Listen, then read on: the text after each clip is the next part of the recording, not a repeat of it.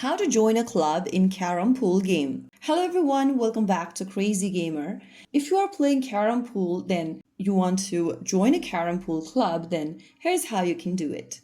First of all, launch open your Carrom Pool application on your device and log in. From the home page of Carrom Pool, go to the club menu at the right corner of the screen. Once you tap on that, you'll see this page from where you can create your club or join into an existing club. Find the club you want to join into, select the club's icon and check active members so that you can learn faster and enjoy lively games.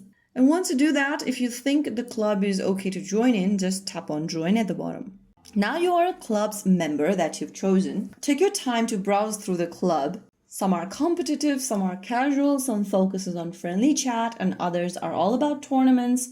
Just go ahead and get familiar with them and you'll be able to see that you have successfully joined in the club. So that's it. That is how super easy it is. If you found the video helpful, don't forget to like, share, and subscribe to our channel. I will be back again in the next video. Thank you for watching.